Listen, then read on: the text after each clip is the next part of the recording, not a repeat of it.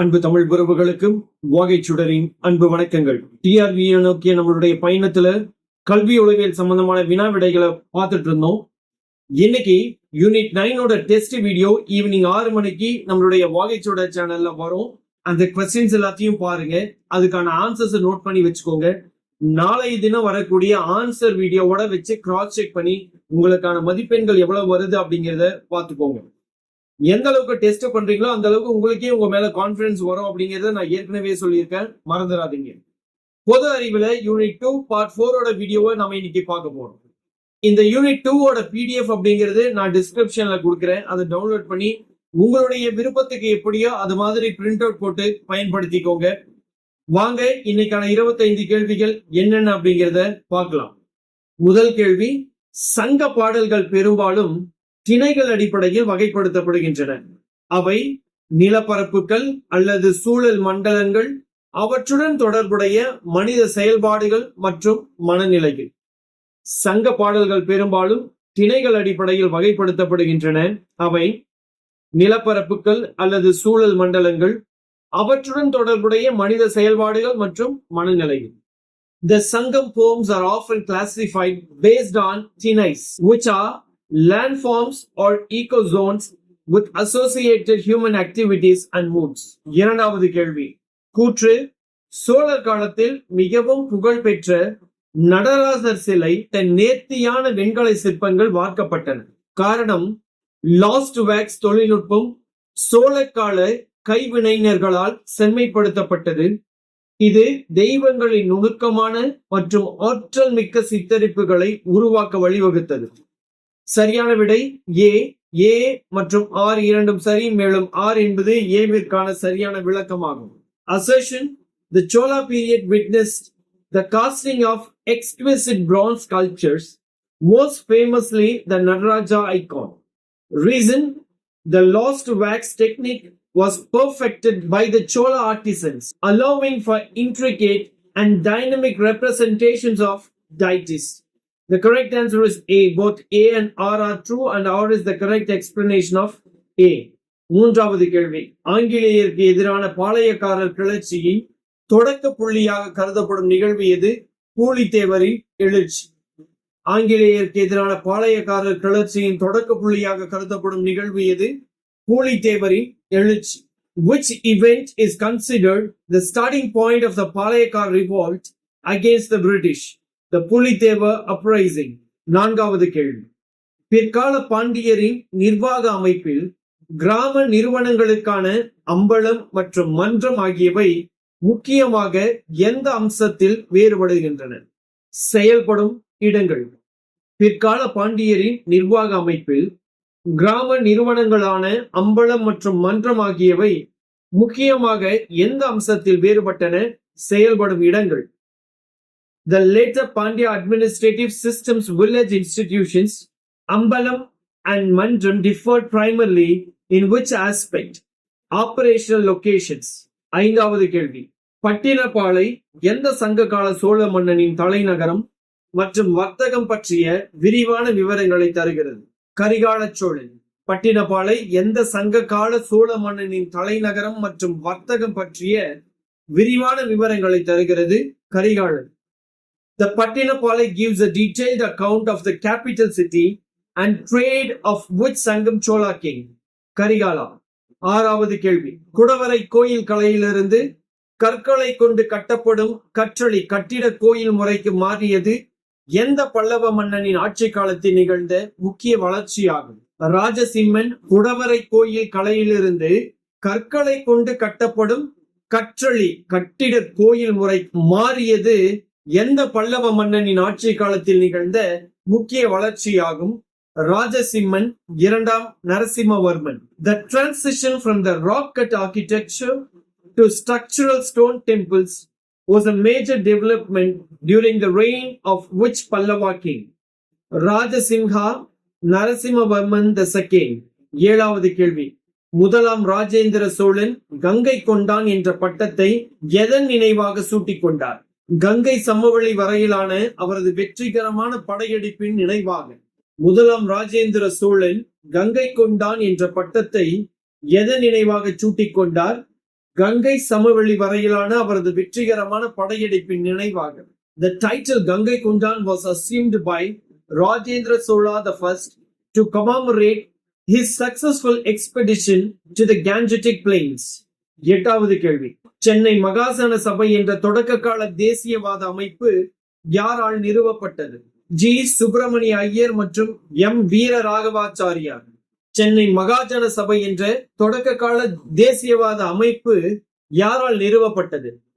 G. Subramaniya Iyer மற்றும் M. வீர Raghavachariar. The Madras Mahajana Sabha, an early nationalist organization, was founded by G. Subramania Iyer and M. Veera Raghavacharya. ஒன்பதாவது கேள்வி, முதுமக்கள் தாழி என்பது என்ன? இறந்தவர்களின் உடல் எச்சங்களை ஒரு பெரிய மண்பாண்டத்தில் வைத்து புதைக்கும் வழக்கம். முதுமக்கள் தாழி என்பது எது? இறந்தவர்களின் உடல்களை ஒரு பெரிய மண்பாண்டத்தில் வைத்து புதைக்கும் வழக்கம். What is a megalithic urn burial? A burial practice involving placing the deceased's remains in a large pottery vessel. பத்தாவது கேள்வி, பிற்கால பாண்டியர்கள் கூன் பாண்டியன் அல்லது சுந்தர பாண்டியன் போன்ற பட்டங்களை அடிக்கடி பயன்படுத்தினர். அவர்களின் தலைநகரான மதுரை நகரம் எந்த தெய்வத்தின் புராண கதையுடன் புகழ்பெற்ற தொடர்புடையது? சிவன் மற்றும் மீனாட்சி. பிற்கால பாண்டியர்கள் கூன் பாண்டியன் அல்லது சுந்தர பாண்டியன் போன்ற பட்டங்களை அடிக்கடி பயன்படுத்தினர். அவர்களின் தலைநகரான மதுரை நகரம் எந்த தெய்வத்தின் புராண கதையுடன் புகழ்பெற்ற தொடர்புடையது? சிவன் மற்றும் Meenakshi. The later Pandyas often use the title Kon Pandian or Sundara Pandian. The city of Madurai, their capital, is famously associated with the legend of which deity? Shiva and Meenakshi. 11வது கேள்வி, திருமலை நாயக்கர் மகால் தென்னிந்தியாவின் தாஜ்மஹால் என அழைக்கப்படுவது எந்த கட்டிடக்கலை ஒற்றுமையின் அடிப்படையில்? பிரம்மாண்டம் மற்றும் இந்தோ இஸ்லாமிய கலைகளின் கலவை. தென்னிந்தியாவின் தாஜ்மஹால் என்று அழைக்கப்படுவது எது? திருமலை நாயக்கர் மகால். ஏனென்றால் பிரம்மாண்டம் மற்றும் இந்தோ இஸ்லாமிய கலைகளின் கலவையாகும்.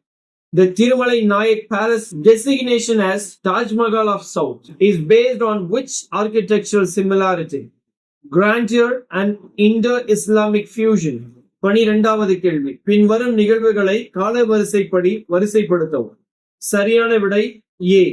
1. நீதி கட்சியின் தோற்றம். 2.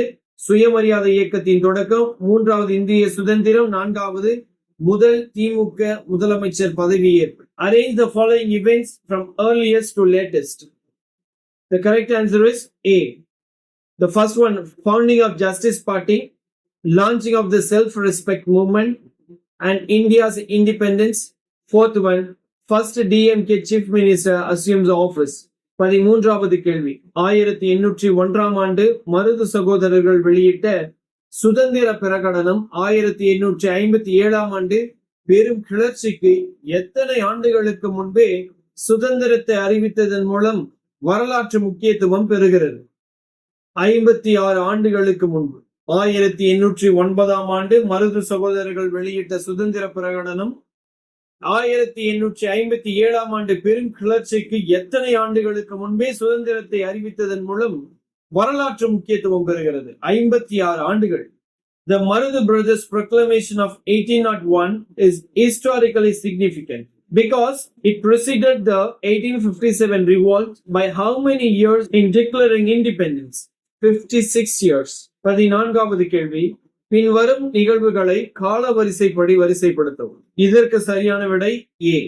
நீதி கட்சியின் முதல் தேர்தல் வெற்றி.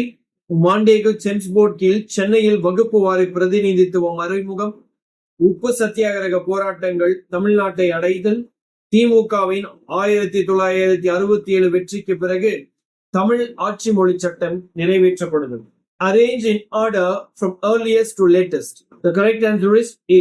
First one, first election victory of the Justice Party, introduction of the communal electorate in Madras under Montague and Chelmsford Board.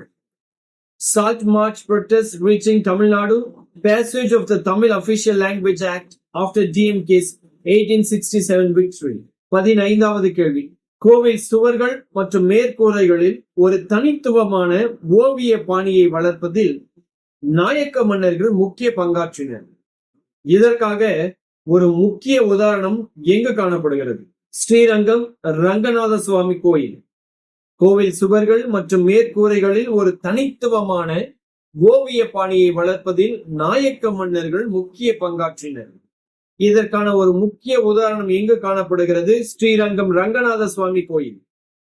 The Nayak rulers were instrumental in the development of a unique style of painting on temple walls and ceilings. A prominent example would be found at the Sriranga Swami temple. 16வது கேள்வி. 1956ஆம் ஆண்டில் நடைபெற்ற மொழிவாரி மாநிலங்கள் மறுசீரமைப்பு மெட்ராஸ் மாநிலம் பின்னர் தமிழ்நாடு உருவாக்கப்படுவதற்கு முதன்மை காரணமாக அமைந்தது எது? தமிழ் மொழி பெரும்பான்மையாக பேசப்பட்டமை. 1956ஆம் ஆண்டில் நடைபெற்ற மொழிவாரி மாநிலங்கள் மறுசீரமைப்பு மெட்ராஸ் மாநிலம் உருவாக்கப்படுவதற்கு முதன்மை காரணமாக அமைந்தது இது. தமிழ் மொழி பெரும்பான்மையாக பேசப்பட்டது. The linguistic reorganization of states in 1956 led to the creation of Madras state primarily on the basis of the dominance of the Tamil language. 17வது கேள்வி. திருநெல்வேலி சதி வழக்குடன் தொடர்புடைய சுதந்திர போராட்ட வீரர்களின் குழுவிலிருந்து பொருந்தாதவரை அடையாளம் காணவும். வ.உ. சிதம்பரம் பிள்ளை. திருநெல்வேலி சதி வழக்குடன் தொடர்புடைய சுதந்திர போராட்ட வீரர்களின் குழுவிலிருந்து பொருந்தாதவற்றை அடையாளம் காணவும். வ.உ. Chidambaram Pillai. Identify the odd one out from the group of freedom fighters associated with the Tirunelveli conspiracy case. V.O. Chidambaram Pillai. 18வது கேள்வி. சோழர் கால அரசு நிர்வாகத்தில் புறவரி திணைக்களம் என்ற சொல் எதை குறிக்கிறது? நில வருவாய்த்துறை. சோழர் கால அரசு நிர்வாகத்தில் புறவரி திணைக்களம் என்ற சொல் எதை குறிக்கிறது? நில வருவாய்த்துறை. The Chola official term புறவரி திணைக்களம் referred to the Department of Land Revenue. 19வது கேள்வி. நடுநிலை வழி மத்திய மார்க் என்ற கருத்து எந்த தத்துவத்தின் முக்கிய கோட்பாடாகும்? பௌத்த தத்துவத்தின் முக்கிய கோட்பாடாகும். நடுவுநிலை வழி மத்தியம மார்க் என்ற கருத்து எந்த தத்துவத்தின் முக்கிய கோட்பாடாகும்? பௌத்தம்.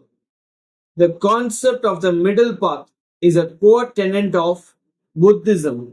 20வது கேள்வி. பின் வரும் இணைகளில் எது தவறாக பொருத்தப்பட்டுள்ளது? டி. துணைப்படை திட்டம் லார்ட் ஹாஸ்டிங்ஸ். பின்வரும் இணைகளில் எது தவறாக பொருத்தப்பட்டுள்ளது? துணைப்படை திட்டம் Lord Hastings. Which of the following pairs is incorrectly matched? Subsidiary alliance Lord Hastings. 21வது கேள்வி. நேரடி நடவடிக்கையினால் யாருடைய அழைப்பின் பேர் அனுசரிக்கப்பட்டது? 16 ஆகஸ்ட் 1946. நேரடி நடவடிக்கையினால் 16 ஆகஸ்ட் 1946 யாருடைய அழைப்பின் பேரில் அனுசரிக்கப்பட்டது? பாகிஸ்தான் கோரிக்கையை வலியுறுத்துவதற்காக முஸ்லிம் லீக் விடுத்த அழைப்பு. The Direct Action Day was a call given by the Muslim League to press for its demand for Pakistan. 22வது கேள்வி. பண்டைய இந்திய நூல்களில் யவனர் என்ற சொல் யாரை குறிக்கிறது? கிரேக்கர்கள். பண்டைய இந்திய நூல்களில் யவனர் என்ற சொல் யாரை குறித்து பயன்படுத்துகிறது? கிரேக்கர்கள். The term Ivana in ancient Indian texts was used to refer to the Greeks. 23வது கேள்வி. 1813ஆம் ஆண்டின் பட்டய சட்டம் முக்கியத்துவம் வாய்ந்தது ஏனெனில் அது நிறுவனத்தின் இந்தியாவுடனான வர்த்தக முற்றுரிமையை முடிவுக்கு கொண்டு வந்தது. தேயிலை மற்றும் சீனாவுடன் வர்த்தகம் தவிர. 1813ஆம் ஆண்டின் பட்டய சட்டம் முக்கியத்துவம் வாய்ந்தது ஏனெனில் நிறுவனத்தின் இந்தியாவுடனான வர்த்தக முன்னுரிமையை முடிவுக்கு கொண்டு வந்தது. The Charter Act of 1813 is important because it ended companies' trade monopoly with India. 24வது கேள்வி. ஒத்துழையாமை இயக்கத்திற்கு பிறகு காங்கிரஸில் இருந்து மாற்றம் விரும்பாதோர் குழுவினர் எதற்காக வாதிட்டனர்? சட்டமன்றங்களை புறக்கணிப்பதை தொடர்வதும் ஆக்கப்பூர்வமான பணிகளில் கவனம் செலுத்துவதற்கும். ஒத்துழையாமை இயக்கத்திற்கு பிறகு காங்கிரஸில் இருந்த மாற்றம் விரும்பாதோர் குழுவினர் எதற்காக வாதிட்டனர்? சட்டமன்றங்களை புறக்கணிப்பதை தொடர்வதற்கும் ஆக்கப்பூர்வமான பணிகளில் கவனம் செலுத்துவதற்கும். The No Charges group within the Congress after the non-cooperation movement advocated for continuing the boycott of council and focusing on constructive work. இறுதி கேள்வி, இந்திய சுதந்திர போராட்டத்தின் மீது தாக்கத்தை ஏற்படுத்திய சுதந்திரம், சமத்துவம், சகோதரத்துவம் என்ற முழக்கம் எந்த புரட்சியால் ஈர்க்கப்பட்டது? பிரெஞ்சு புரட்சி. இந்திய சுதந்திர போராட்டத்தின் மீது தாக்கத்தை ஏற்படுத்திய சுதந்திரம், சமத்துவம், சகோதரத்துவம் என்ற முழக்கம் எந்த புரட்சியால் ஈர்க்கப்பட்டது? பிரெஞ்சு புரட்சி. The slogan liberty, equality, fraternity, which influenced the Indian freedom struggle, was inspired by the French Revolution. So இத்துடன் இன்னைக்கான 25 கேள்விகள் முடிவடைது. இன்னும் நம்மளுடைய வாகைச்சோட சப்ஸ்கிரைப் பண்ணலனா சப்ஸ்கிரைப் பண்ணுங்க. இந்த வீடியோக்கு ஒரு லைக் கொடுத்து உங்க நண்பர்களோட ஷேர் பண்ணிக்கோங்க. திரும்பவும் யூனிட் 3 வீடியோல திங்கட்கிழமை உங்களை சந்திக்கிறேன். Until then, bye from வாகைச்சுடர். நன்றி, வணக்கம்.